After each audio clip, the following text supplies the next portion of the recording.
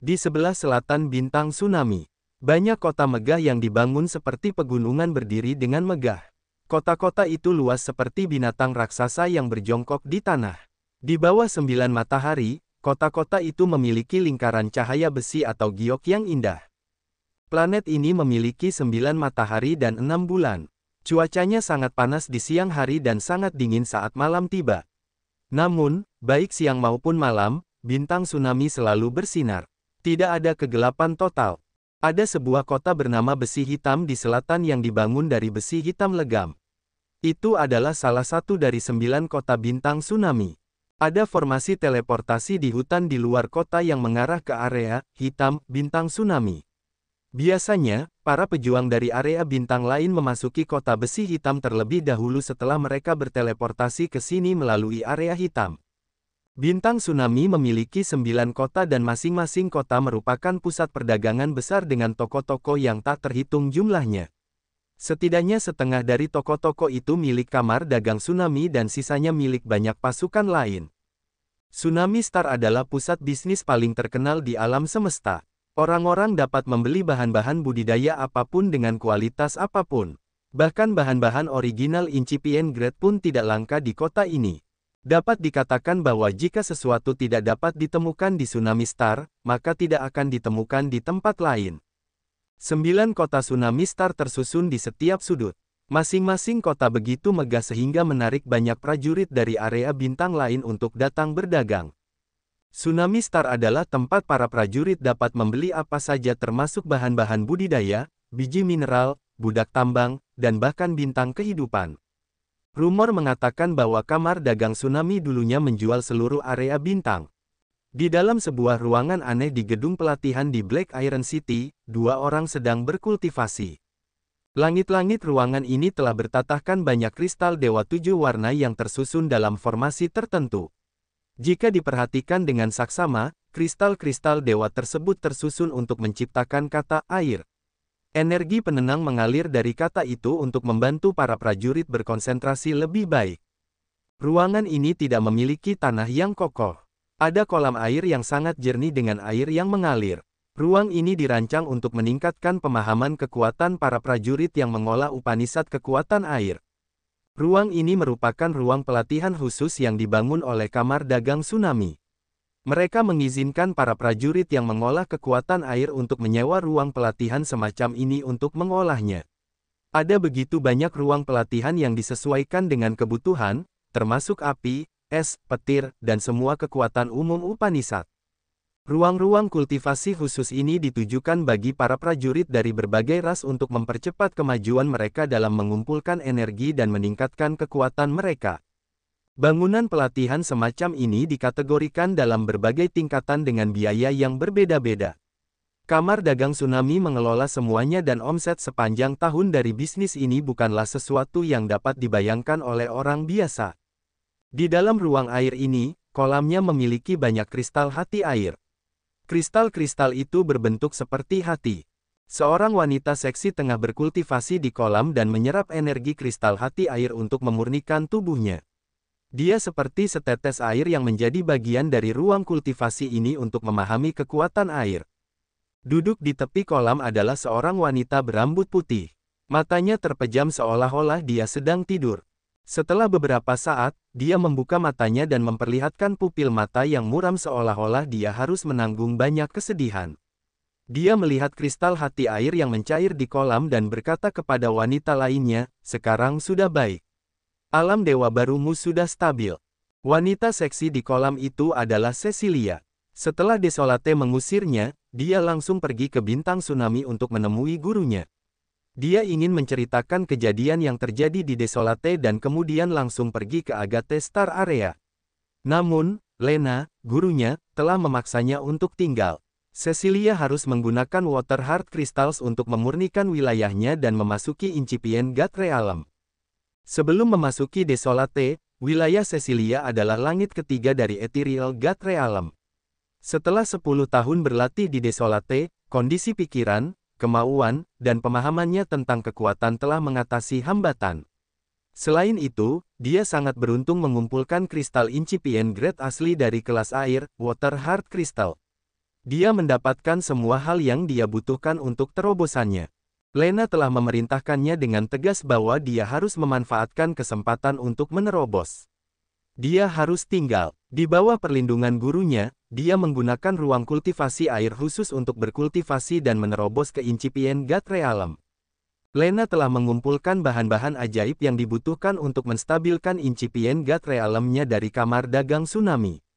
Setelah menyerap kekuatan Water Heart Crystals, wilayah Cecilia menjadi stabil, pikirannya tidak akan jatuh dalam masalah lagi. Guru, kerajaanku stabil hari ini. Maukah kau membiarkanku pergi? Cecilia tersenyum menawan saat tubuh telanjangnya muncul dari kolam. Kulitnya seperti batu giok putih yang halus dan indah. Dia begitu menarik perhatian seperti buah persik matang yang membangkitkan hasrat orang-orang. Kau ingin pergi ke Agate Star Area untuk menemukan pemuda bernama Xian. Lena mendengus. Sangat sulit bagiku untuk menemukan buah penuntun untukmu. Aku berharap kau menemukan jasadnya untukku. Kau tidak melakukan itu dan malah melakukan sesuatu dengan pria itu. Sekarang, kau bilang kau ingin pergi mencarinya. Katakan padaku, apakah kau peduli dengan gurumu? Tidak, aku ingin menemuinya untuk membicarakan hal itu, Cecilia bergegas menjelaskan. Dia dan aku telah masuk ke dunia aneh itu, tetapi aku diusir tanpa sepengetahuannya. Dia pasti telah ditahan di sana. Banyak hal telah terjadi setelah itu terus-menerus, jadi aku tidak memiliki kesempatan untuk bertanya kepadanya tentang hal itu sampai aku diusir dari Desolate. Kau bilang kau diusir tetapi dia tidak. Lena terkejut. Aku yakin tentang itu, kata Cecilia dengan sungguh-sungguh. Ketika dia melawan Harson, aku melihat Ethereal Extend-nya, yang 70% atau bahkan 80% mirip dengan dunia yang telah aku masuki. Kurasa dia telah menggabungkan dunia itu ke dalam Ethereal Extend-nya. Lena terkejut. Cecilia mengangguk. Lena terdiam dan merenung. Setelah beberapa saat, dia berkata dengan lemah. Kalau begitu, kau tidak perlu pergi ke Agate Star Area. Akhir-akhir ini, klan dewa menyerang pasukan yang telah membantunya melawan klan dewa di Agate Star Area. Pemimpin mereka telah datang ke Tsunami Star. Jika tidak terjadi sesuatu yang tidak terduga, anak laki-laki yang kau sebutkan seharusnya juga ada di sana. Kenapa dia datang ke Tsunami Star? Cecilia terkejut. Karena disinilah tempat yang paling aman. Setelah puluhan ribu tahun, meskipun 4 makhluk besar selalu bertarung, planet ini tidak terpengaruh. Baik itu klan iblis abadi, suku kegelapan kekaisaran, klan dewa, atau suku monster surgawi, atau bahkan kekuatan haus darah di puncak kejayaan mereka, mereka tidak pernah menyerang Tsunami Star. Jadi, ketika pasukan kecil ingin mengadakan pertemuan rahasia, klan dewa dapat menangkap mereka sekaligus. Tetapi jika mereka melakukannya di Tsunami Star dan bahkan jika informasi mereka diungkapkan, klan dewa tidak dapat menyerang mereka dengan segera, jelas Len. Guru, Anda telah bertemu dengan Presiden Kamar Dagang Tsunami. Siapa dia sebenarnya? Mengapa bahkan klan dewa tidak berani menyentuh Kamar Dagang Tsunami? Air Kamar Dagang Tsunami benar-benar dalam. Presiden itu juga misterius dan tidak dapat diprediksi. Saya tidak dapat menebak misteri apa yang dianutnya. Jika Xian pergi ke bintang tsunami, bagaimana saya bisa bertemu dengannya? Temukan Sazao dari Sekte Dewa Gu. Mereka sekarang berada di kota besi hitam. Saat Anda bertemu mereka, Anda juga akan bertemu dengan orang yang ingin Anda temukan. Oh, terima kasih. Sazao dari Sekte Dewa Gu, Wu Feng dan Wu Bai dari keluarga Wu, Jiao San dan Jiao Hai dari keluarga Jiao, Mo Fou, dan Fuller tinggal di sebuah rumah besar di kota besi hitam. Yang menemani mereka adalah para pemimpin dari semua jenis kekuatan. Rumah besar berukuran sedang ini menampung para pemimpin sebenarnya dari area bintang utama. Tiba-tiba, seorang lelaki tua mengenakan kostum brokat biru kehijauan dengan sulaman kristal di ujungnya serta rambut hijau tua terurai di bahunya datang bersama beberapa prajurit. Manajer cabang kota besi hitam dari Kamar Dagang Tsunami, Taidun, akan datang. Seorang prajurit langit ketiga dari alam dewa halus yang berdiri di belakang lelaki tua itu meninggikan suaranya, yang memiliki nada arogan yang tak terselubung. Sebagai penjaga kota-kota besi hitam dari Kamar Dagang Tsunami, ia dihormati di setiap wilayah bintang yang pernah dikunjunginya. Selain itu, para pemimpin dan taipan dari banyak pasukan harus menghormatinya karena ia adalah bagian dari staf Kamar Dagang Tsunami. Ia menganggapnya sebagai kehormatannya.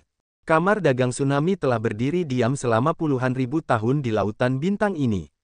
Itu dimulai di wilayah bintang kecil dan meluas ke seluruh kosmos. Itu telah menjadi kekuatan khusus di alam semesta ini. Bahkan 4 makhluk besar tidak berani menantang mereka di puncak kekuatan mereka. Itu adalah kepercayaan diri yang kuat dari kamar dagang tsunami dan kehormatan setiap anggota organisasi yang luar biasa ini. Para pemimpin pasukan yang tinggal di rumah besar itu terkejut ketika mereka mendengar bahwa Taidun, manajer kota besi hitam, ingin bertemu dengan mereka. Tetua Agung Mu Wei dari Sekte Dewa Gu adalah seorang pria dengan hidung mancung dan penampilan yang menyeramkan. Dia mengerutkan kening dan melihat ke arah kerumunan di ruang rahasia. Dia bertanya, siapa yang menghubungi Taidun? Bagaimana dia tahu kita berkumpul di sini? Bai Ye Feng adalah saudara angkat Blackwing di area bintang Sungai Hitam. Dia berkata dengan wajar, kalian telah meremehkan kamar dagang tsunami. Mereka tahu setiap keributan kecil di bintang tsunami. Tidak banyak rahasia yang dapat disembunyikan dari kamar dagang tsunami atau presiden mereka yang misterius. Jiao Mu dari keluarga Jiao berubah warna. Jika kamar dagang tsunami tahu kita di sini, kurasa klan dewa juga tahu. Kudengar presiden misterius kamar dagang ini memiliki hubungan dengan klan dewa. Jika dia bergabung dengan klan dewa untuk menyergap kita, bukankah kita sekarang berada di mulut harimau? Bai Ye Feng melambaikan tangannya. Jika kamar dagang tsunami dan klan dewa berjalan di jalur yang sama, jumlah area bintang yang telah diserbu klan dewa bukanlah jumlah yang sedikit. Terus terang saja, jika kamar dagang tsunami bergandengan tangan dengan klan dewa, area bintang kita pasti akan menjadi pengikut mereka. Mendengarnya, semua orang terdiam untuk merenungkan pendapatnya. Setelah beberapa saat, mereka mengangguk setuju. Mereka berpikir bahwa Bai Ye Feng tidak hanya melebih-lebihkan. Kamar dagang tsunami memang memiliki bobot ini. Jangan berasumsi. Mari kita dengar apa yang akan dikatakan Taidun. Bai Ye Feng berdiri. Sosoknya melintas dan menghilang dari ruang rahasia. Dia berjalan langsung ke taman di rumah besar itu dan meninggikan suaranya. Hei, Taidun, teman lamaku. Lama tidak bertemu. Yang lainnya ragu-ragu dan tinggal di ruangan sejenak sebelum keluar untuk menyambut para tamu bersama Bai Ye Feng. Pada saat yang sama, Sang Chen dan Si Yan sedang menginap di depan gerbang kota besi hitam. Mereka harus menyerahkan kristal suci untuk masuk ke kota. Setelah melakukan pembayaran, mereka melangkah masuk. Terlalu ramai dan semarak. Si Yan tidak dapat menahan pujiannya begitu dia menyapu matanya ke sekeliling jalan. Tentu saja, bintang tsunami tidak terpengaruh oleh perang selama puluhan ribu tahun. Tidak seorang pun dapat mengetahui berapa banyak uang dan ketenaran yang telah dikumpulkannya. Karena merupakan jantung alam semesta ini, bagaimana mungkin ia tidak kaya? Sang Chen tersenyum. Di depan rumah besar itu, Bai Ye Feng, Jiao Mu, dan Mu Wei menyambut manajer besi hitam, Taidun. Rumah besar itu selebar 100 mu dengan gunung buatan, paviliun, dan jembatan di atas sungai kecil. Jalan-jalan di dalamnya berkerikil dengan anggun. Taidun berjalan bersama Bai Ye Feng jauh di dalam rumah besar itu.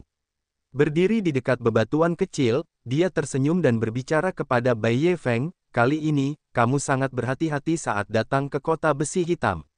Kamu hampir saja menangkapku. Bai Ye Feng dan Taidun berteman. Bai Ye Feng telah berbisnis dengan kota besi hitam atas nama wilayah bintang Sungai Hitam selama ratusan tahun. Dia telah membeli banyak senjata, kapal perang, dan baju zirah dari kamar dagang tsunami untuk meningkatkan kompetensi wilayah bintang Sungai Hitam. Taidun adalah manajer cabang di kota besi hitam. Dia secara pribadi menangani bisnis Bai Ye Feng setiap kali dia datang. Tetua Agung Mu Wei dari Sekte Dewa Gu dan Jiao Mu dari keluarga Jiao tidak berteman dengan Taidun. Mitra jangka panjang mereka bukanlah kota besi hitam. Mereka bermitra dengan kota-kota lain di bintang tsunami ini. Taidun hanya memiliki langit pertama alam dewa yang baru mulai dan dia mengolah kekuatan angin Upanishad. Garis pandangannya melewati Mu Wei dan Jiao Mu, matanya aneh. Saudaraku, mengapa kamu mengunjungiku kali ini? Bai Ye Feng merenung sejenak dan kemudian langsung membicarakan masalah itu. Para penjaga di belakang Taidun sudah pergi. Bahkan Shazao dan Wu Feng tidak memenuhi syarat untuk datang ke tempat ini. Taidun berbicara sambil tersenyum, atasanku memintaku untuk mengirimkan sebuah barang. Bai Ye Feng tercengang. Tai Dun tampak serius ketika dia menarik napas dalam-dalam dan dengan hati-hati mengeluarkan kotak giok kecil dari lengan bajunya. Kotak giok itu bersinar dalam lingkaran cahaya redup dengan aroma yang menyegarkan. Aroma seperti ini dapat menyegarkan dan menenangkan pikiran orang. Giok penenang jiwa harum surgawi. Mu Wei dari Sekte Dewa Gu mendesis sambil tampak tercengang. Itu benar, kotak giok ini terbuat dari giok penenang jiwa harum surgawi, kata Tai Dun sambil tersenyum. Bai Ye Feng, Jiao Mu, dan Mu Wei terkejut. Mereka fokus pada kotak giok yang dibuat oleh Heavenly Fragrant Soul Shooting Jade. Heavenly Fragrant Soul Shooting Jade adalah material original incipient grade. Di alam semesta yang luas ini hanya dapat diproduksi di tempat terpencil di Heavenly Fragrant Star Area. Giok yang disebut Heavenly Fragrant Soul Shooting Jade ini adalah harta karun paling berharga di Heavenly Fragrant Star Area. Karena giok ini, Heavenly Fragrant Star Area telah berganti pemilik beberapa kali. Saat ini, klan dewa memegangnya. Batu giok penenang jiwa harum surgawi sangat berharga karena efek magisnya. Ketika orang yang mengolah kekuatan Upanishad memegang sepotong batu giok ini di tangan mereka, mereka dapat memastikan pikiran mereka yang sehat dan jiwa yang tenang. Batu giok ini melindungi jiwa dan roh mereka. Sepotong kecil batu giok penenang jiwa harum surgawi dapat digunakan beberapa kali. Dengan batu giok ini di tangan mereka, mereka dapat memastikan peluang mereka untuk melakukan terobosan yang mulus. Batu giok penenang jiwa harum surgawi semacam ini sangat berharga bagi pasukan dan ras di sekitar area bintang utama. Bahkan para pemimpin pasukan besar tidak dapat memiliki batu giok semacam ini. Selain fungsi penenang, batu giok penenang jiwa harum surgawi dapat digunakan untuk mengawetkan barang-barang yang tidak akan pernah membusuk. Kepada siapa aku harus mengirimkannya? Bai Ye Feng tidak dapat membaca pikiran Tai Dun. Secara naluriah, dia mengangkat tangannya untuk menerima kotak batu giok itu. Ketika Tai Dun hendak menyerahkan kotak batu giok itu kepada Bai Ye Feng, dia tiba-tiba berhenti dan menatapnya, untuk orang yang kamu tunggu. Bai Ye Feng terkejut, Mu Wei dan Jiao Mu tercengang. Kemudian, mereka semua berubah serius dan menatap Tai Dun. Jangan tanya kenapa, atasanku memintaku melakukan itu. Atasanku juga menyarankan agar hanya orang itu yang memenuhi syarat untuk membuka kotak ini. Tai Dun tersenyum dan meletakkan kotak giok itu ke tangan Bai Ye Feng. Jadi, tolong bantu aku, Bai Ge. Bai Ye Feng tercengang dan mengerutkan kening dalam-dalam. Ya, cukup untuk hari ini. Aku tidak akan mengganggu kalian lagi. Tai Dun mengangguk untuk menyambut mereka. Tidak perlu mengantarku pergi. Dia langsung berjalan keluar. Setelah mengumpulkan pengawalnya, mereka semua meninggalkan rumah besar itu. Mereka telah membingungkan yang lain ketika mereka datang dan bahkan ketika mereka pergi. Bai Ye Feng memegang kotak giok itu. Dia dipenuhi dengan keterkejutan. Dia tidak mengatakan apapun setelah merenung cukup lama. Mu Wei dan Jiao Mu memandangi kotak giok itu, wajah mereka aneh. Kamar dagang tsunami sering melakukan hal-hal aneh. Aku tidak bisa mengerti apapun. Wu Lai dari keluarga Wu sangat galak. Dia tidak bisa menahan diri untuk tidak berteriak dan kemudian merebut kotak itu. Dia bergumam, aku ingin melihat apa yang begitu berharga. Dia bilang kita tidak memenuhi syarat untuk melihatnya. Bai Ye Feng masih asyik dengan pikirannya. Dia tidak bisa bereaksi ketika Wu Lai tiba-tiba merebut kotak itu dari tangannya. Dia kemudian melihat Wu Lai membuka tutupnya. Boom, boom, boom. Wu Lai tiba-tiba mundur 3 langkah. Tanah batu di bawah kakinya meledak dan runtuh. 3 gelombang getaran meluas ke seluruh rumah besar. Paviliun di sekitarnya runtuh. Dia sangat ketakutan. Ketakutan muncul jauh di matanya. Dia dengan bingung melihat kotak giok di tanah, jantungnya berdetak kencang. Mu Wei, Jiao Mu, dan Bai Ye Feng sangat ketakutan, mereka menatap kotak giok kecil di tanah dengan ketakutan. Mereka kemudian mengamati Wu Lai yang berusaha menyembunyikan keterkejutan di hatinya. Wu Lai memiliki basis kultivasi alam Dewa Baru Langit Kedua dan dia telah mengolah kekuatan ruang Upanishad secara asketis. Dia adalah seorang prajurit terkenal dari keluarga Wu. Di wilayahnya, secara mengejutkan butuh banyak upaya untuk membuka kotak giok itu. Wu Lai, apa yang terjadi? Tanya Bai Ye Feng dengan tegas. Wu Lai terperanjat. Dia menarik napas dalam-dalam dan kemudian menatap kotak giok itu dengan ketakutan. Ketika aku hendak membukanya, sebuah kekuatan yang mengerikan telah menghantam altar jiwaku dan hampir meledakkannya. Mendengarnya, orang-orang meringis. Mereka merasa khawatir ketika melihat kotak giok kecil itu. Altar jiwa adalah akar dan kehidupan seorang prajurit. Ketika hancur, jiwa prajurit itu musnah seluruhnya. Di alam dewa baru langit kedua, altar jiwa Wulai hampir pecah. Apa isi kotak itu? Wajah Bai Ye Feng berubah tidak seperti biasanya. Dia ragu-ragu sejenak dan kemudian dengan hati-hati menutupi bongkahan batu dengan giok di atasnya. Dia meletakkannya di aula pertemuan dan berkata dengan sungguh-sungguh, Tai Dun memberi kita barang ini dan meminta kita untuk mengirimkannya ke Xi'an. Kita harus memberikannya padanya. Teman-teman, jangan sentuh ini. Orang-orang mengangguk sambil tersenyum paksa.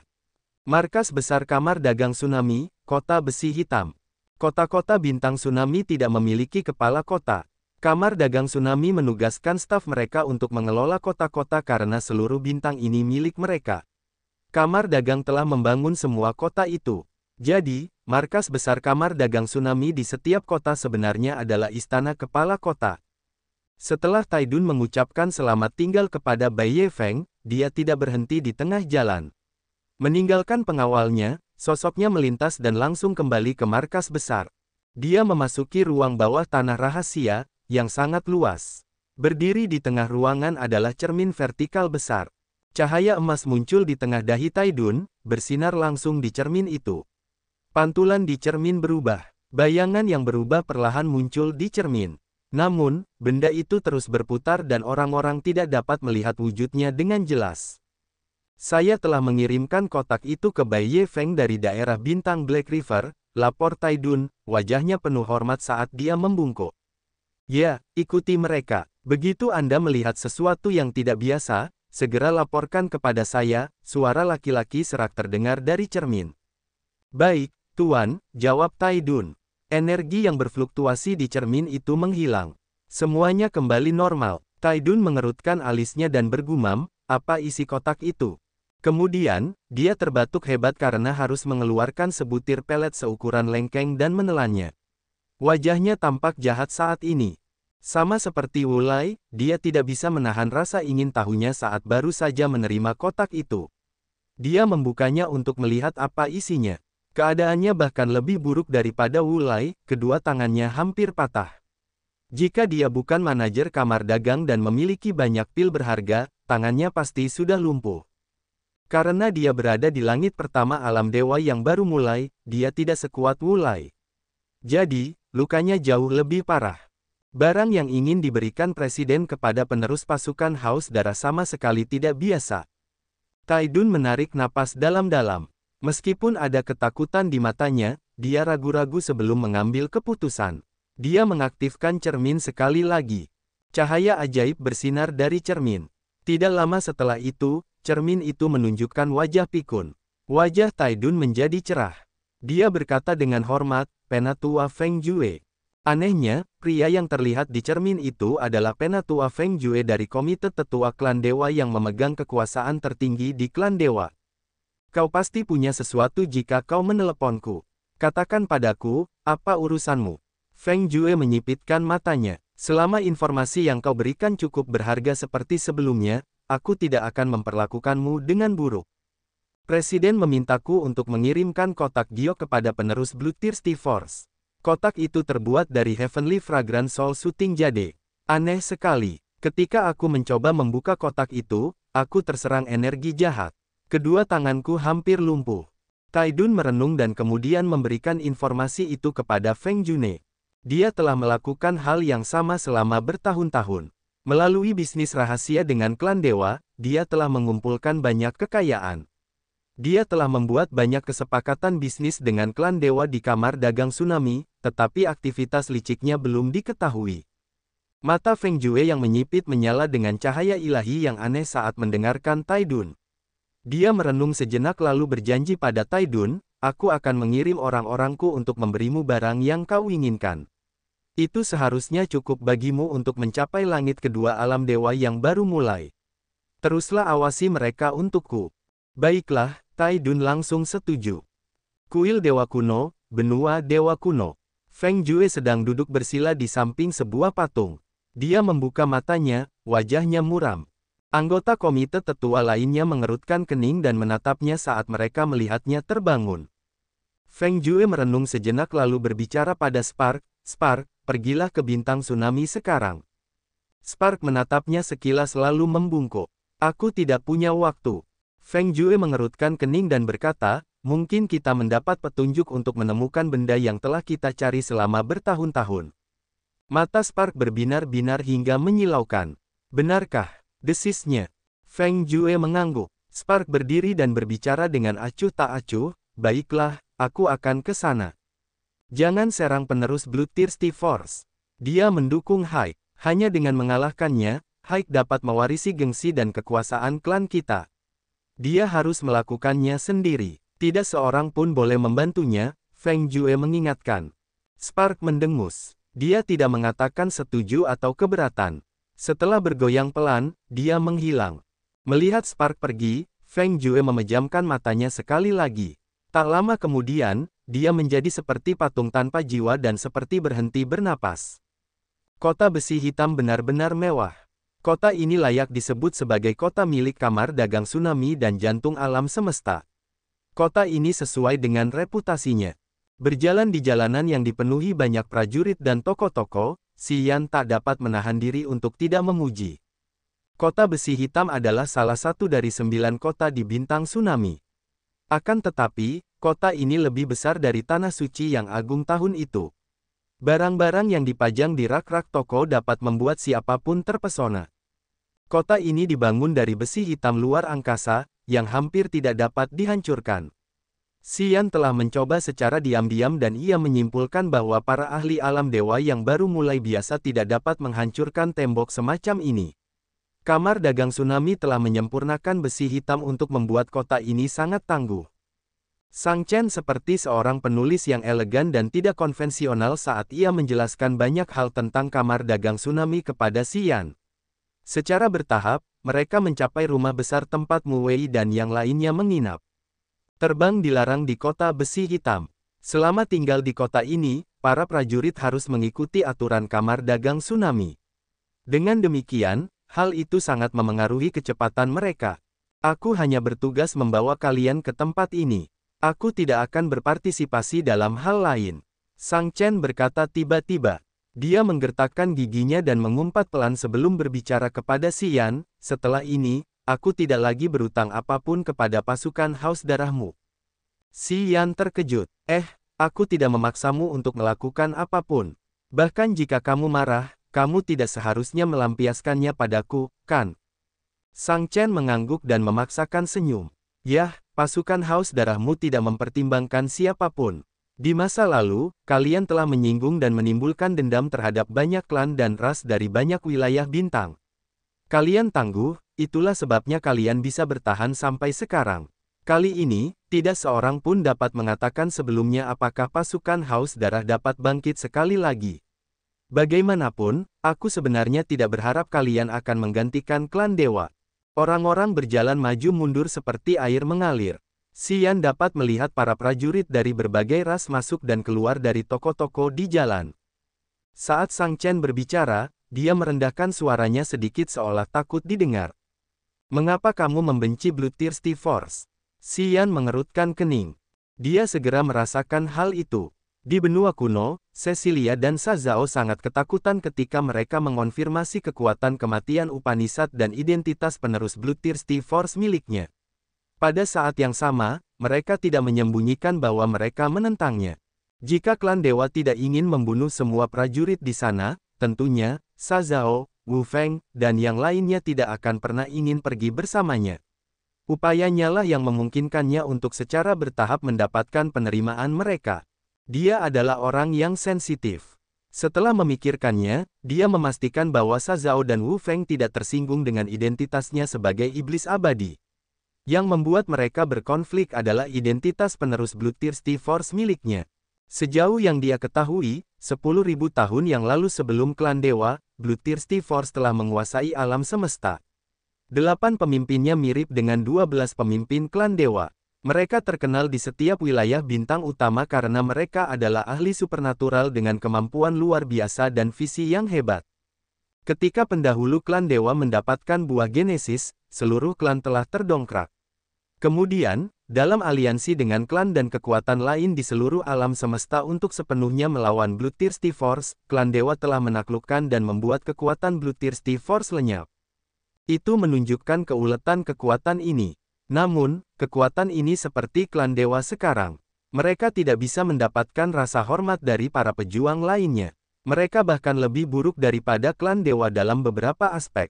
Saya tidak mengalami tahun-tahun itu, tetapi saya tahu bahwa selama era ketika kekuatan haus darah begitu kuat, makhluk-makhluk di banyak wilayah bintang harus hidup dalam kesengsaraan.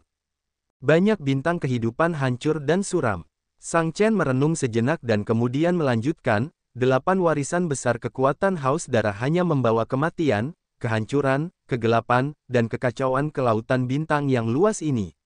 Pada tahun-tahun itu kemanapun mereka pergi, seluruh bintang kehidupan bahkan tidak memiliki rumput yang bertahan hidup. Mereka jauh lebih ekstrim daripada klan dewa. Xian mengusap hidungnya dan mendesah dalam hati. 8 warisan besar kekuatan haus darah meliputi pengendalian jiwa, kematian, korosi, kegelapan, kekacauan, kehancuran, keputusasaan, dan kimayat. 8 kekuatan Upanishad ini jahat dan ekstrim.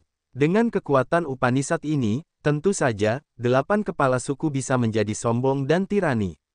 Mereka tidak menempatkan siapapun di mata mereka. Pada tahun itu, ketika mereka telah membantai di mana-mana, klan dewa hanya bisa bertahan hidup dengan rentan. Namun, karena mereka terlalu sombong, mereka akhirnya harus binasa. Tuan kekuatan haus darah tiba-tiba muncul di dunia ini. Tidak seorang pun tahu identitasnya atau rasnya. Keberadaannya telah menarik banyak ahli ekstrim dari klan iblis abadi, klan monster surgawi, klan dewa, dan klan kegelapan kekaisaran. Mereka meninggalkan suku mereka dan melayaninya sebagai tuan mereka. Bahkan sekarang, klan dewa masih menyelidiki identitasnya. Mereka ingin tahu dari mana asalnya dan rasnya. Kekuatan Upanishad yang dikembangkannya tidak ada di alam semesta ini sebelum kedatangannya. Dia adalah misteri abadi lautan bintang ini. Sang Chen mengamati Xian dan kemudian cincin pembuluh darahnya sambil mendesah. Xian tidak tahu harus berkata apa jadi dia tetap diam. Kekuatan haus darah telah melakukan banyak hal buruk di masa lalu. Xian memahami hal ini. Namun, dia datang ke sini dari dunia lain. Lao Luo telah menyeret jiwanya ke sini dan menanamkan sisa-sisa kekuatan haus darah padanya. Tanpa kekuatan melahap Upanishad dari guru itu, Xian tidak akan pernah mencapai pencapaiannya hari ini. Dia tidak punya cara untuk menyingkirkan hubungan dengan kekuatan ini. Karena keberadaan klan dewa, jika dia tidak melawan, mereka akan membunuhnya. Jadi, dia tidak punya pilihan. Meskipun dia tahu kekuatan ini jahat, dia harus melanjutkan perjalanannya. Hanya menghancurkan klan dewa dan membuat wilayahnya melampaui semua prinsip dunia ini yang akan memungkinkannya untuk mempertimbangkan kembali prinsip kerja kekuatan haus darah. Dia akan menggunakan pikiran dan kekuatannya untuk mengubahnya. Ketika mereka sampai di rumah besar, Sang Chen berhenti dan kemudian berkata, "Mereka ada di sana. Aku hanya bisa membawamu ke sini. Aku tidak akan berpartisipasi dalam kegiatanmu lagi." Sang Chen pergi sendirian sebelum Xian bisa menjawab. Punggungnya tampak kesepian, tetapi dia tampak seolah-olah baru saja melepaskan beban dari bahunya. Begitu Xian masuk ke rumah besar, Mu Wei, Jiao Mu, dan Bai Ye Feng keluar dari aula dan menyambutnya. Sa Zhao, Wu Feng, Mo Fou, dan junior lainnya juga ada di sana.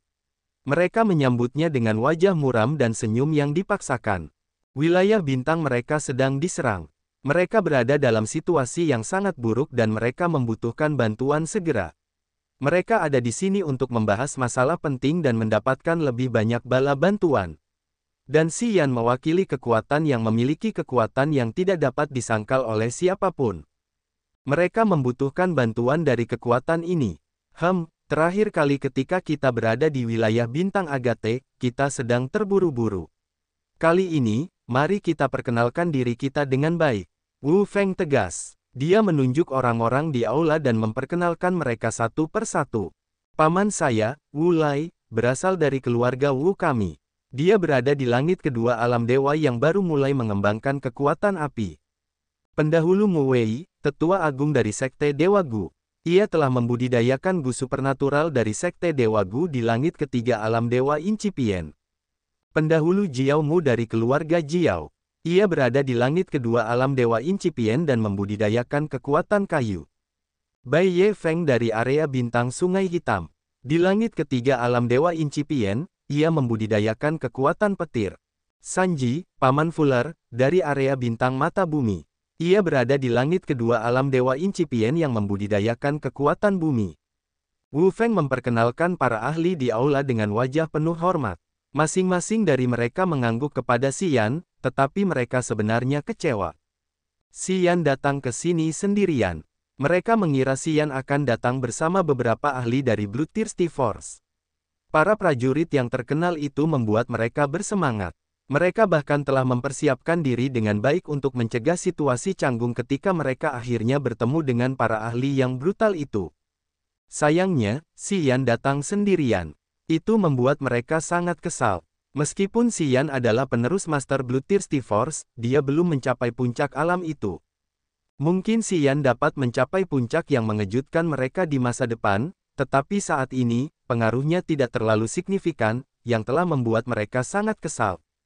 Benda ini, Tai Dun, manajer kota besi hitam mengirimkannya ke sini secara pribadi.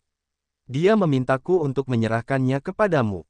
Kami menduga bahwa atasan kamar dagang tsunami memutuskan untuk melakukan itu. Kami tidak tahu apa isi kotak ini. Bai Ye Feng mengambil kotak giok dengan batu itu dan melemparkannya ke Xian, wajahnya acuh tak acuh. Ragu-ragu sejenak, Bai Ye Feng tidak mengatakan apapun pada akhirnya. Wu Feng, Sa Zhao, dan para junior tidak tahu tentang kotak giok ini jadi mereka sangat penasaran. Wu Lai, Mu Wei, dan yang lainnya sedikit gemetar saat menatap Xian dan kotak giok di tangannya. Mereka semua tampak aneh. Mereka tidak puas karena tidak ada prajurit terkenal dari Bloodthirsty Force yang datang ke sini. Mereka mengira yang lain meremehkan mereka jadi mereka tidak memberitahu Xian tentang fitur mematikan dari kotak kecil itu. Mereka ingin melihat Xian mencicipi rasa pahitnya. Tidak ada yang memberitahunya tentang jebakan di dalam kotak itu. Kamar dagang tsunami mengirimkan barang ini. Xian terkejut. Dia tampak bingung saat mengamati bongkahan batu yang menopang kotak giok itu. Dia mengusap dagunya, meraih kotak itu dan membuang batu itu. Kotak giok itu terasa sangat berat di tangannya dengan aura dingin. Kotak itu tidak terlihat ajaib atau apapun. Setelah merenung sejenak, dia mengangkat tangannya untuk membuka kotak itu. Begitu jarinya menyentuh tutupnya, kekuatan yang sangat brutal membanjiri altar jiwanya seolah-olah seember air dituangkan ke kepalanya. Tubuhnya gemetar dan seluruh aula terguncang beberapa kali. Retakan tebal muncul di dinding. Namun, Xian berdiri diam di tempatnya. Dia tidak mundur seperti yang dilakukan Wu Lai. Dia tampak ketakutan tetapi dia tampaknya mengendalikannya dengan baik seolah-olah dia sedang mendengarkan sesuatu. Mu Wei, Wu Lai, dan Jiao Mu tampak kaku. Mereka terkejut dengan kilatan ketakutan yang tersembunyi. Wu Lai yang telah bertahan di langit kedua alam dewa yang baru mulai selama bertahun-tahun telah dipukul dan dia harus mundur untuk menenangkan tubuhnya. Dan Xian, orang yang baru saja memasuki alam dewa yang baru mulai tidak perlu mundur. Dia sekuat batu berusia 10.000 tahun. Dari kejadian ini saja, apakah ini membuktikan bahwa Xian lebih kuat dari Wu Lai? Semua orang tercengang. Mereka melihat tutup kotak untuk melihat apakah dia sudah membukanya. Mereka tampak kecewa karena tutup kotak itu bahkan tidak bergerak. Orang yang ditunjuk oleh kamar dagang tsunami tidak dapat membukanya. Hal ini membuat yang lain semakin penasaran. Aku bisa merasakan aura tuanku. Pada saat yang sama, Xian mendengar suara roh cincin di kepalanya. Roh cincin itu telah terbangun setelah sekian lama terdiam. Aura di dalam kotak telah membangunkannya. Xian mengerutkan alisnya. Dia memegang kotak giok dan bertanya, "Tolong atur ruang rahasia untukku." "Ikuti aku." Sa Zhao adalah orang pertama yang bereaksi terhadap permintaannya sementara yang lain masih bingung. Xian segera berjalan mengikutinya. "Itu adalah ruang batu biasa. Jangan biarkan siapapun menggangguku," kata Xian kepada Sa Zhao. Sa Zhao mengangguk dan meninggalkan ruangan itu tanpa bertanya. Di antara kelompok Wu Feng, Mo Fou, dan saudara-saudara Jiao, Shazao adalah orang pertama yang berkonflik dengan Xian. Ketika mereka baru saja tiba di Desolate, mereka telah bertempur dalam beberapa pertempuran yang mematikan. Shazao dulunya sangat membenci Xian. Saat itu, dia selalu ingin membunuh Xian. Setelah serangkaian insiden, mereka harus bergandengan tangan untuk melawan klan dewa. Ketika Shazao beberapa kali mendapat masalah, Xian tidak peduli dengan dendam mereka untuk menyelamatkannya. Lambat laun, dia telah mengubah sikap Shazao terhadapnya. Ketika Xian dan Audrey memiliki pendapat yang berbeda, Shazao adalah orang pertama yang memutuskan untuk mengikuti Xian. Persahabatan antara Shazao dan Xian telah berevolusi dari kebencian. Dengan demikian, itu lebih dalam daripada hubungan antara Xian dan Wu Feng dan Mo Fou. Shazao telah berubah pikiran bukan hanya karena identitas Xian. Shazao meninggalkan ruangan itu dan kemudian berdiri dengan acuh tak acuh di koridor batu, wajahnya gelap dan muram. Dia bisa melihat bahwa Wu Lai dan Jiao Mu tidak puas karena Bloodthirsty Force tidak mengirim seorang ahli ke pertemuan itu. Namun, mereka benar-benar kecewa. Hollow Firsome Star Area tidak dalam kondisi baik sekarang karena klan dewa menyerang mereka perlahan-lahan dengan kekuatan mereka. Pengaruh Sekte Dewa Gu di Hollow Firsome Star Area berkurang. Seiring berjalannya waktu, banyak kekuatan yang lebih kecil di area bintang mulai memihak klan dewa. Jika Sekte Dewa Gu tidak dapat menunjukkan kekuatan dan kompetensi mereka yang cukup untuk melawan klan dewa, semakin banyak kekuatan di area bintang mereka akan jatuh ke pelukan klan dewa. Situasi keluarga Wu dan keluarga Jiao tidak jauh berbeda. Shazao juga cemas. Dia tidak peduli dengan ancaman di area bintangnya jadi dia datang ke Tsunami Star secara diam-diam. Dia mengerti bahwa jika mereka tidak dapat mengumpulkan kekuatan yang dapat membalikkan situasi, posisi Sekte Dewa Gu di Hollow Firsome Star Area akan terguncang keras. Seekor serangga beracun berbaju emas berdengung dan muncul di depan Shazao. Serangga itu diam-diam berubah dan memproyeksikan wajah tetua agung Sekte Dewa Gu, Mu Wei. Dia menatap Shazao dan berkata dengan muram, "Apakah kamu menemukan sesuatu?" Shazao menatap proyeksi Mu Wei dari serangga itu dan mengerutkan kening, "Tidak ada. Situasi Sekte Dewa Gu kita tidak baik. Kita membutuhkan bala bantuan. Kamu adalah calon master sekte yang ditunjuk. Aku harap kamu akan berjuang untuk Sekte Dewa Gu." Wajah Mu Wei menghilang. Serangga beracun berbaju emas itu berdengung dan menghilang. Shazao memasang wajah yang gelap dan muram. Dia berdiri di dekat pintu ruang batu tanpa berbicara. Setelah beberapa saat, dia mendengus. Mu Wei adalah tetua agung Sekte Dewa Gu yang tidak bisa diajaknya bergaul baik. Dia telah membunuh murid Mu Wei, orang yang memiliki harapan untuk menggantikannya menjadi bintang baru Sekte Dewa Gu. Karena itu, selalu ada penghalang antara Mu Wei dan Shazao. Namun, ketika mereka memutuskan untuk membantu area bintang akik, Mu Wei sangat mendukung. Dia tampak lebih tergesa-gesa daripada Shazao. Master Sekte juga terkejut karena dia tidak dapat menjelaskan mengapa Mu Wei begitu antusias memberikan bala bantuan ke area bintang akik karena dia selalu menentang ide-ide Shazao. Shazao tahu ada yang aneh di sini. Mu Wei adalah tetua agung Sekte Dewa Gu, tetapi dia bermarkas sepanjang tahun di area dunia bawah di sebelah barat area bintang Hollow Firsome. Dunia bawah adalah area yang sangat dingin di area bintang Hollow Firsome sehingga bahkan Master Sekte tidak tahu apa yang tersembunyi di sana.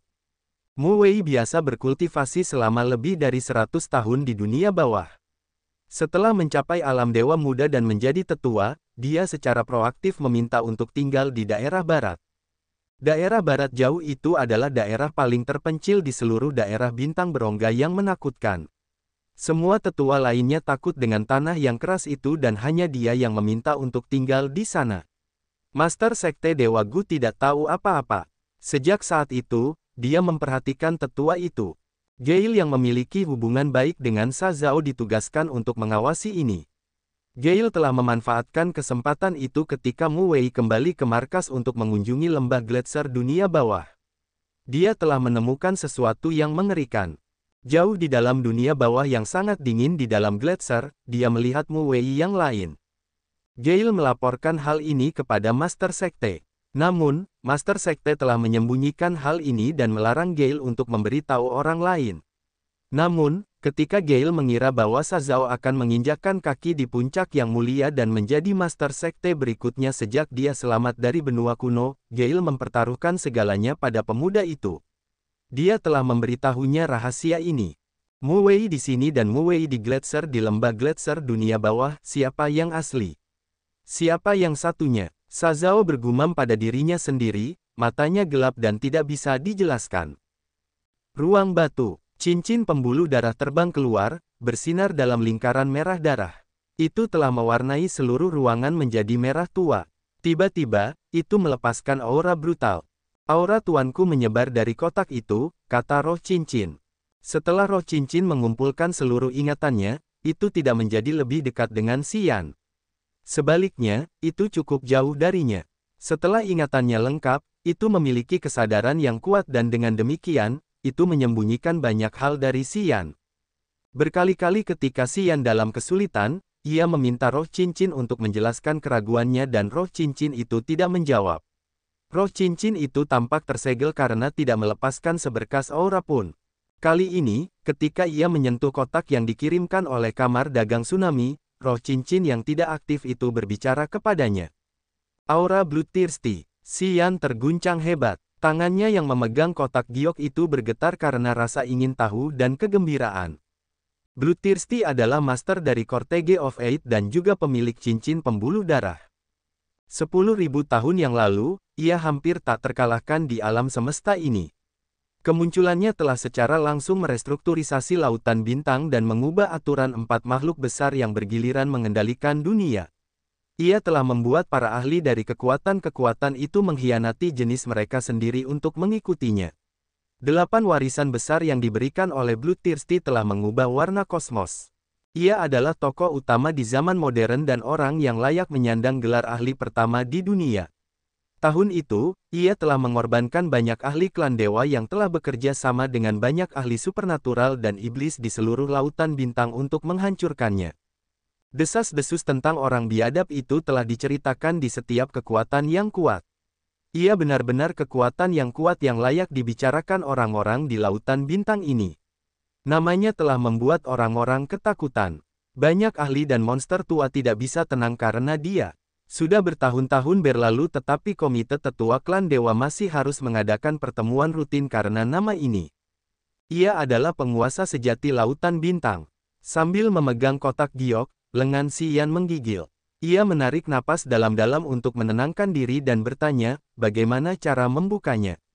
Aku akan melakukannya, jawab roh cincin. Cahaya darah yang terang terpancar dari cincin itu dan kemudian mengembun menjadi tangan berdarah besar, yang hanya memiliki 3 jari. Itu tidak terlihat seperti dari ras humanoid manapun tetapi dari monster. Tangan berdarah itu meraih tutupnya dan menunggu selama beberapa detik. Krak, tutupnya terangkat. Ledakan, energi brutal yang mematikan meroket seperti lautan darah besar yang membanjiri mana-mana. Dalam waktu singkat itu, aura pembunuh yang pekat telah menciptakan bayangan Demogorgon yang sangat besar tepat di atas rumah besar itu. Semua ahli di Tsunami Star merasakan getaran yang kuat dalam jiwa mereka. Banyak ahli alam dewa yang baru mulai menjadi gelisah dan gelisah. Ketakutan ini telah hilang selama bertahun-tahun dan sekarang, baru saja muncul kembali. Dari kejauhan, mereka melihat ke arah kota besi hitam. Mata mereka bingung dan mereka juga meringis. Di dalam rumah besar itu, Mu Wei, Wu Lai, Jiao Mu, Bai Ye Feng, dan Sanji menggigil. Mereka ketakutan setengah mati saat melihat bayangan darah di langit. Di dalam bilik batu, wajah Xian memerah seolah-olah ada banyak gunung yang menekan punggungnya. Dia tidak dapat menahan kekuatan seperti itu saat dia berlutut dengan satu lutut. Boom, boom, boom, tanah bilik ini meledak. Karena Xian berlutut, seluruh rumah besar harus menanggung gempa bumi. Banyak bangunan dan paviliun runtuh. Mata merahnya menatap benda di dalam kotak, wajahnya sangat terkejut. Itu adalah jari panjang yang aneh. Itu sepanjang lengan manusia dan sebesar lengan anak-anak. Jari ini berwarna biru tua dengan banyak pola kuno yang indah dan rumit yang persis sama dengan pola pada cincin pembuluh darah. Ada tanda cincin di bagian jari, yang jelas dibuat dengan memakai cincin untuk waktu yang lama. Jari biru tua ini tampak seolah-olah dibentuk dari besi atau baja. Jari itu memancarkan aura brutal yang mengguncang bumi. Melihat jari itu, Xian merasa seperti sedang menyaksikan aliran darah yang tak henti-hentinya yang dapat menyerbu dan merobohkan altar jiwanya. Dia bahkan tidak bisa mengumpulkan pikirannya untuk melawan. Cahaya darah menyala sekali lagi saat cincin pembuluh darah terbang dan meluncur ke jari itu. Pada saat itu, jari itu tampak hidup kembali. Energi yang luar biasa dilepaskan dengan aura dari 8 kekuatan Upanishad yang berbeda termasuk pengendalian jiwa, kematian, korosi, kegelapan, kekacauan, kehancuran, keputusasaan, dan kimayat. Tanda cincin di jari biru tua itu sekarang ditutupi oleh cincin pembuluh darah seolah-olah selalu ada di sana dan tidak pernah pergi. Gelombang energi yang mengerikan menggerutu dan menjadi lebih ganas. Energi semacam ini mengalir langsung ke jiwa orang-orang. Para ahli di kota besi hitam dan di seluruh bintang tsunami terpengaruh. Mereka merasa seperti iblis menyeramkan sedang mengawasi mereka. Semua orang ketakutan. Mu Wei, Bai Ye Feng, dan Wu Lai tetap berada di dalam rumah besar. Darah mengalir keluar dari mulut dan lubang hidung mereka. Mereka memucat karena harus menahan tekanan yang luar biasa. Xian berlutut dengan satu lutut, satu tangan memegang kotak giok. Darah menetes dari mulutnya. Dia menemukan bahwa hubungan antara dirinya dan roh cincin terputus begitu roh itu meluncur di jari itu. Dia sangat ketakutan. Merenungkan beberapa detik, dia menutup-tutup kotak itu tanpa ragu sedikit pun. Aura pembunuh yang mengguncang bumi membanjiri kepalanya ketika dia menyentuh tutupnya. Aura itu menyerbu ke altar jiwanya dan mencoba membawa lubang hitam di sana ke tutup kotak. Itu membuatnya semakin takut. Xian mengumpulkan roh, jiwa, dan ki-nya, membuat tangan untuk meraih lubang hitam itu dan menariknya kembali. Tangannya yang lain memegang kotak giok melepaskannya. Ketika dia tidak menyentuh kotak itu secara langsung, energi yang telah menyerang jiwanya menghilang. Pada saat itu, aura pembunuh yang mengguncang bumi di atas kota besi hitam menghilang ke udara tipis. Wu Lai, Mu Wei, dan yang lainnya tidak tertekan lagi. Dengan wajah pucat, mereka duduk bersila di tanah dan bergegas menggunakan pelet untuk mengobati altar jiwa mereka. Meskipun mereka meringis, mereka tidak terburu-buru bertanya kepada Xian apa yang baru saja terjadi. Ruang batu sekarang menjadi reruntuhan batu. Xian melihat kotak giok di atas tumpukan batu, kulitnya berubah. Roh cincin meninggalkan jarinya dan meluncur di jari biru tua itu. Itu telah memutus koneksi dengannya juga. Serangkaian tindakan terjadi terlalu cepat sehingga dia tidak bisa bereaksi. Melihat kotak giok itu, Xian merasa dingin di dalam. Dia mengamati kotak giok itu dan terdiam untuk waktu yang lama. Pada akhirnya, dia melambaikan tangannya untuk memasukkan kotak itu ke dalam cincin langit fantasinya. Dua orang sedang mengawasi jalan di atas menara setinggi ratusan meter di sudut kota besi hitam. Tidak jauh dari mereka terdapat rumah besar tempat aura pembunuh yang mengguncang bumi baru saja membumbung tinggi. Guru, Cecilia berteriak, wajahnya yang menawan pucat pasi. Apa hantu Demogorgon itu? Dia baru saja menemukan rumah besar tempat Sazao dan yang lainnya tinggal jadi dia berdiri di menara ini untuk mengawasi bersama gurunya, Lena. Saat dia berpikir untuk sampai di sana, aura yang mengerikan telah melesat ke langit. Aura itu telah menutupi seluruh kota dan membuat orang-orang tercengang. Saat dia berdiri di dekat sana tanpa bantuan gurunya, jiwanya akan runtuh di bawah tekanan seperti itu. Kemudian, Cecilia berdiri di menara tinggi untuk mengawasi rumah besar itu dari kejauhan. Dia terperanjat. Dalam jarak 100 mil di sekitar rumah besar itu, ada mayat ratusan ribu prajurit yang tewas berserakan. Mereka meninggal dalam posisi yang aneh. Beberapa sedang membeli barang sementara yang lain bersenang-senang. Mereka tetap di posisi mereka, tetapi altar jiwa mereka semua hancur. Mereka tidak memiliki sedikit pun vitalitas dalam tubuh mereka. Para prajurit di bawah alam dewa ethereal tewas di mana-mana, di dalam dan di luar rumah besar itu. Itu auranya. Lena ketakutan, wajahnya meringis. Dia telah jatuh selama bertahun-tahun. Mengapa kita melihat auranya hari ini? Petik 2. Itu adalah penguasa kekuatan haus darah. Tanya Cecilia. Itu pasti dia. Lena merenung sejenak dan kemudian berkata, ketika pria ini berjalan dengan angkuh di alam semesta, aku masih sangat muda. Alamku saat itu tidak setinggi milikmu sekarang. Namun, guruku dulu ikut dalam pertempuran itu. Dia telah bergandengan tangan dengan klan dewa untuk menyerang pria itu. Setelah pertempuran itu, dia kembali dan tidak lama kemudian, jiwanya lenyap setelah beberapa lama terkikis oleh kekuatannya. Sebelum dia meninggal, dia memberitahuku bahwa sebelum pria itu terbunuh, tubuhnya telah terfragmentasi.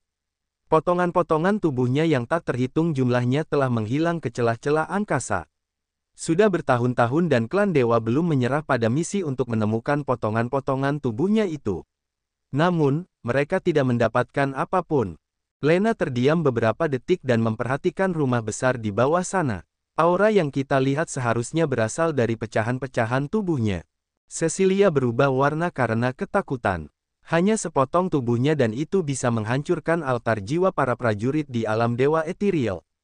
Itu benar, Lena tampak seolah-olah dia masih takut. Aku belum pernah melihatnya sebelumnya. Guruku telah bekerja sama dengan para ahli terkemuka dari area bintang utama untuk melawannya. Selama pertempuran itu, mereka telah menghancurkan beberapa area bintang. Gelombang kejut dari pertempuran mereka mencapai jarak yang jauh dan membunuh banyak prajurit di sekitar. Sepotong tubuhnya memiliki kekuatan yang sangat mengerikan. Cecilia terperanjat. Guru, tinggal setengah langkah lagi dan kau bisa memasuki alam abadi. Pria itu, alam apa yang dimilikinya saat itu? Bagaimana dia bisa begitu mengintimidasi seperti itu? Cecilia berhasil bertanya setelah sekian lama. Lena tersenyum paksa padanya. Guruku berada di alam abadi saat itu. Itulah sebabnya dia memenuhi syarat untuk bergabung dalam operasi pembunuhannya. Namun, guruku diserang oleh kekuatannya yang menggerogoti. Setelah pertempuran itu, dia telah melakukan banyak hal untuk menyingkirkannya. Dia gagal. Akhirnya, altar jiwanya membusuk sampai mati. Kau bisa tahu seberapa kuat dia? Di alam mana kau berada? Tanya Cecilia. Kau seharusnya tidak banyak bertanya. Semakin banyak yang kau tahu, semakin banyak tekanan yang akan kau tanggung. Itu akan merugikan kemajuan alammu. Lena mendesah. Tunggu sampai aku bisa menghancurkan penghalang itu untuk memasuki alam abadi. Saat itu, aku akan bisa tahu seberapa kuat dia. Kantor cabang kamar dagang di kota besi hitam. Taidun berkeringat di dahinya. Dia melihat ke arah rumah besar itu dan berbicara kepada seorang pria yang berdiri di depannya. Elder Spark, Anda bisa merasakan aura itu. Anda tidak perlu saya katakan lagi, kan? Taidun menyimpan kotak brokat dengan hati-hati. Dia tampak gembira. Kotak brokat itu berisi barang yang dijanjikan Feng Jue kepadanya. Barang itu dapat membantunya menerobos ke langit kedua alam dewa yang baru mulai. Spark seperti gunung es. Dia mengangguk dan tidak berkata apa-apa lagi. Dia melihat ke cermin besar di tengah ruang rahasia dan kemudian menghilang setelah sekejap. Taidun menunggu lama sebelum mengaktifkan cermin itu. Dia kemudian melaporkan, Presiden, Tuan. Kota besi hitam dalam masalah. Kotak giok yang kami kirim telah dibuka. Xian muncul ke permukaan melalui koridor batu. Dia tampak sangat acak-acakan. Shazao berlumuran darah di dadanya saat dia menatap Xian dengan mata yang lemah. Dia dengan enggan menguasai dirinya dan berkata dengan suara serak, akhirnya Anda berhasil keluar. Mu Wei, Bai Ye Feng, Wu Lai, Jiao Mu, Sanji, Wu Feng, Mo Fou, dan Sanji juga berdiri di sana. Semua junior tampak lelah dan terluka. Kurasa kita harus bergegas pergi ke kota besi hitam. Teriak Wu Lai. Xian meliriknya. Saat kau membuka kotak giok itu, ratusan ribu orang tewas di kota ini. Aku khawatir kamar dagang tsunami berencana untuk membalas dendam, jelas Bai Ye Feng. Xian mengerutkan kening tetapi tidak mengatakan apa-apa. Dia datang ke bintang tsunami kali ini karena Frederick telah meminta Sang Chen untuk melakukan itu. Pasukan Haus Darah punya rencana untuk mengirimnya ke sini.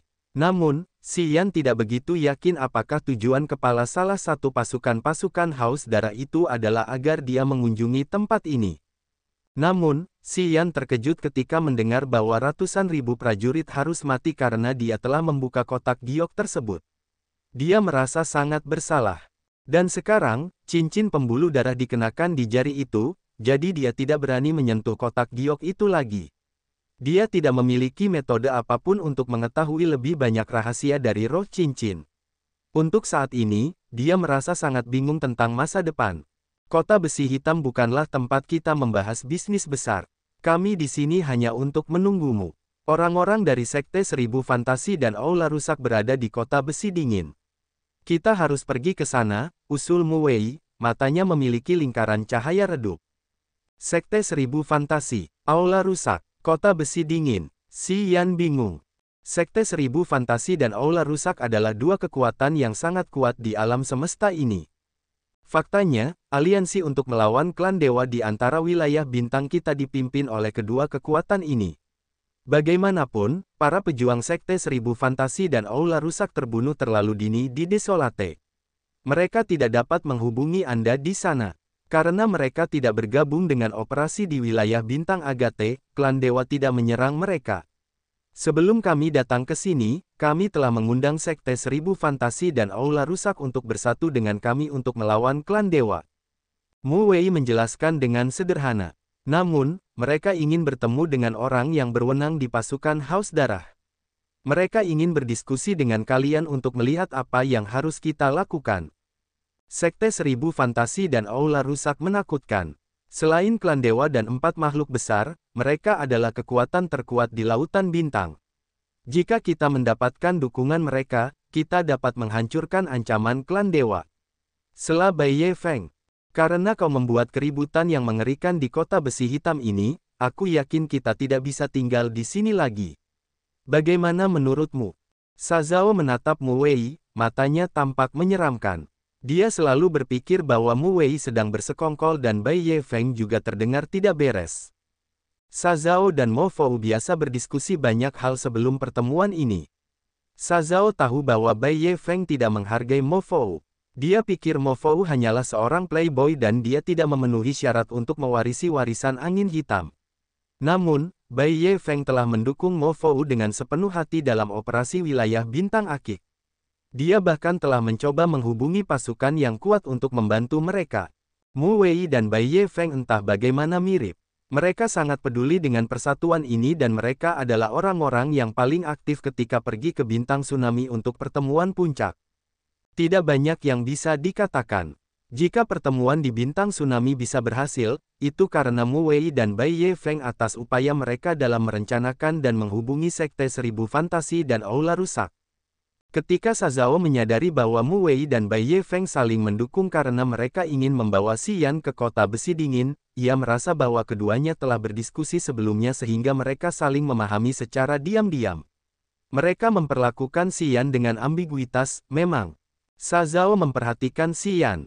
Xian bersikap acuh tak acuh seolah-olah ia sedang memikirkan sesuatu dalam benaknya apakah ia harus mengikuti saran Mu Wei dan Bai Ye Feng atau tidak. Ketika ia masih ragu-ragu, sebuah meteor yang menyala melesat. Aura dingin menyebar seperti kabut tebal. Tak lama kemudian, aura itu mendinginkan jiwa orang-orang dan membekukannya. Wuss! Sebuah bayangan muncul di rumah besar itu. Itu adalah komite tetua klan dewa dari Spark. Ia menatap Mu Wei, Bai Ye Feng, Jiao Mu, Sanji, dan Wu Lai, berbicara dengan mata menyipit. Kalian harus menangkap anak ini dan menyerahkan kotak giok itu kepadaku. Aku, Spark, memastikan bahwa kapal perang kami akan segera meninggalkan wilayah bintang kalian. Kami tidak akan menyerang kalian lagi. Mata gelapnya memancarkan cahaya dingin seolah-olah bisa berubah menjadi miliaran benang dingin yang menutupi seluruh rumah besar. Orang-orang yang berada di bawah tatapannya merasakan darah mereka perlahan berhenti mengalir di pembuluh darah mereka dan altar jiwa mereka berhenti berputar.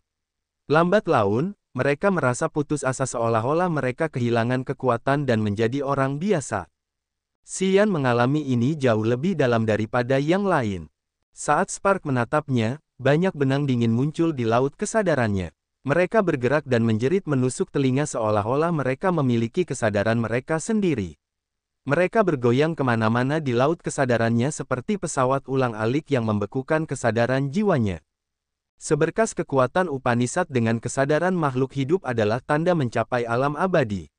Meskipun Spark bukan ahli alam abadi sejati, setidaknya dia telah menemukan beberapa kemampuan hebat di alam ini.